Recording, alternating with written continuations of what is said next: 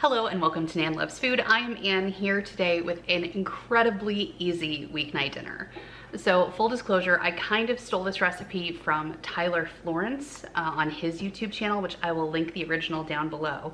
But I'm actually gonna go ahead and make it even easier than he did in his video, and his was a quick weeknight meal. So I'm adapting it slightly. What we're gonna make is a reverse puff pastry pizza. So when I saw this recipe, I was like, oh my goodness, what a beautiful use for a bunch of summer vegetables. He had zucchini and summer squash and peppers and onions and all these delightful summer vegetables. But it's April in Indiana, and so we don't have any of those vegetables fresh and won't for quite some time. So I'm gonna take these instead. So these are marinated vegetables by Green Giant that are actually already, they're seasoned in an Italian blend of herbs, oil, and balsamic vinegar. So they've already got all the good stuff in there. They're already chopped. They're ready to go. So all we're gonna do is cook these off in the oven. So it does actually have directions for the oven on this package. It says 375 for 14 minutes. The puff pastry actually calls for 400 degrees. So we're just gonna go ahead and do these at 400 degrees and keep the oven at the same temperature, because why work harder than we need to? So all I'm gonna do is take this entire package. I'm gonna dump it in this super cool 9x13 pan that my sister-in-law got for me. This is from Costco. I'm pretty sure it's from Costco. It was a gift, but I'm pretty sure that's where she got it. But it's got this super neat silicone jacket on it, so you can actually set it on the counter and not burn your countertops. So we're gonna dump this in there, let it go for 12 minutes, keep an eye on it. And then all we're gonna do is put the puff pastry, like we're gonna scrunch the veggies in the center. I'll show you. But we're gonna scrunch the veggies in the center and bake the puff pastry on top. So when we're done, we're gonna flip it over and it's a reverse pizza. So you're just cooking it upside down, which means that the puff pastry is gonna stay all buttery and crispy and crunchy, and it's gonna poof like puff pastry does, because you're not cooking it with vegetables on top. So it's gonna be so good. I already know. Haven't had it before, but sometimes you can kind of tell with a good recipe.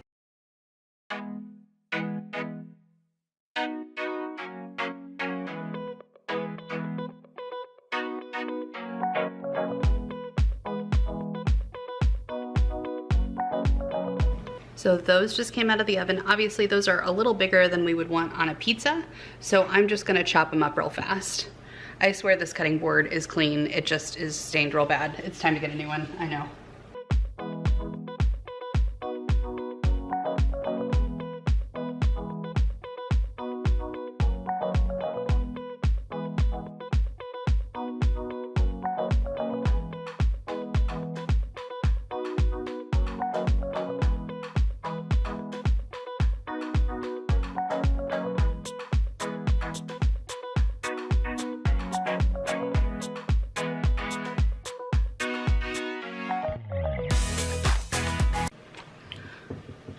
So we're gonna use the Pepperidge Farm puff pastry sheets.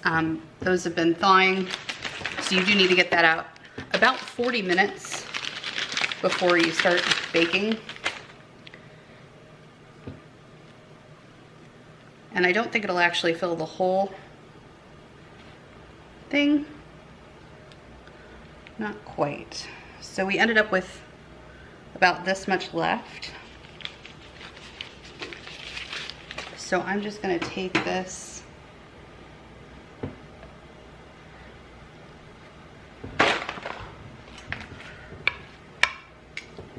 just gonna kind of shove everything to the one side. I think you might be okay with an 8x8 pan on this as opposed to a 9x13. I just would rather have too much room than not enough with this sort of thing, you know?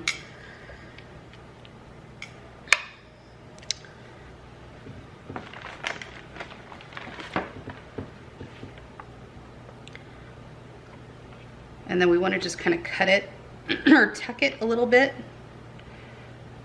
so it makes kind of like a pizza crust, you know? But be careful because this pan's real hot, real hot.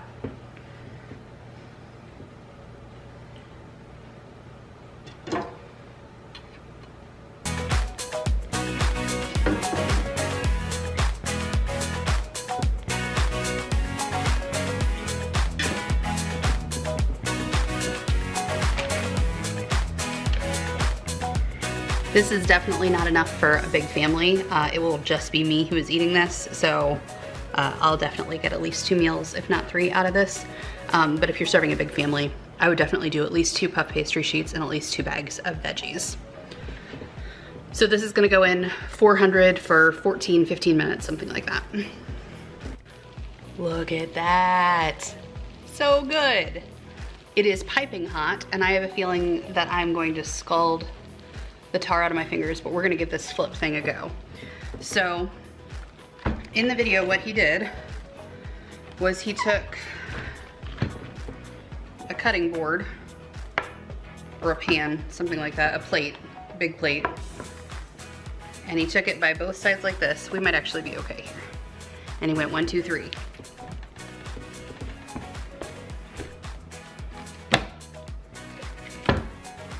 And actually, since it's clear, I can tell what's happening.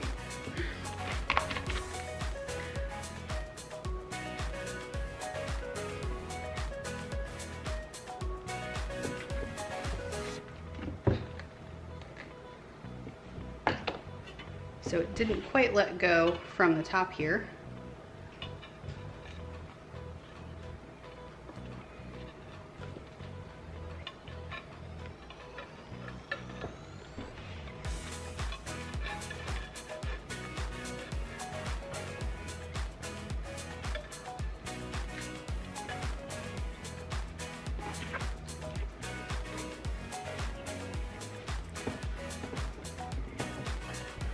Okay, so I didn't grease the pan because I thought puff pastry would have enough oil in it.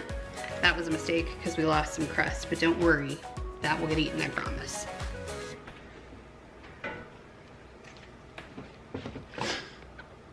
Oh man, look at that beauty. Ooh-wee, doesn't that look good? I'm just using some crumbled feta to go on top.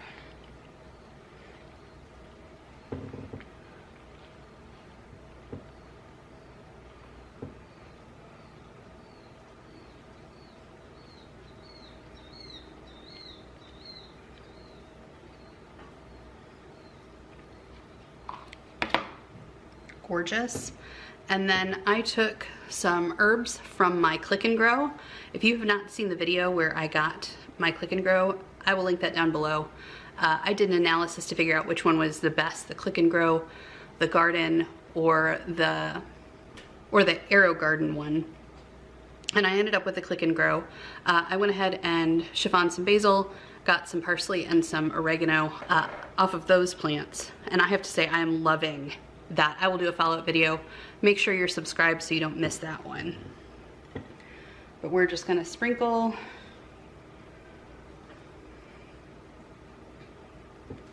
I love the smell of fresh basil, especially when it's not really the right season for it, which it's not. It smells like summer. And I feel like we could all use a little summer in our lives.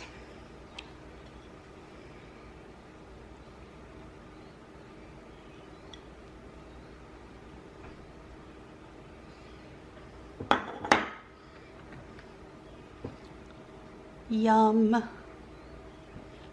So I'm just gonna cut this into squares with my kitchen knife. Oh, you hear that crunch?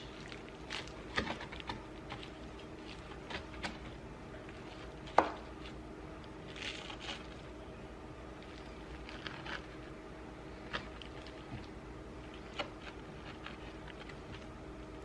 feel like this would be the perfect appetizer, like if you had somebody over for drinks and you wanted to have a little snack but not like a whole meal, or just as an appetizer before dinner for your entrees. This would be amazing.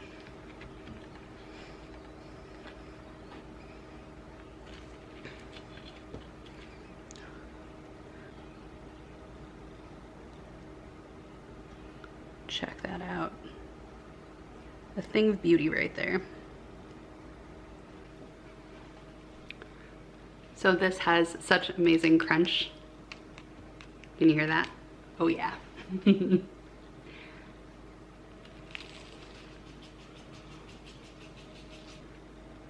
This absolutely tastes like it came from a very fancy restaurant. It is so delicious. The flakiness of the puff pastry, like you see those layers? Mmm, so good. Highly, highly recommend you give this a try. It took seriously about 25 minutes to make total, start to finish, and that's like cooking time, and I didn't have to do much of any work at all. I did let the puff pastry go for about 18 minutes. In the oven, it just didn't quite have the golden brown I was looking for, so definitely let it get that golden brown all the way around because you want that crunch. If you like easy weeknight meals like this, go ahead and give this video a thumbs up. And if you're not already, please go ahead and subscribe. We'd love to have you as part of our YouTube family. Thanks for watching. Bye.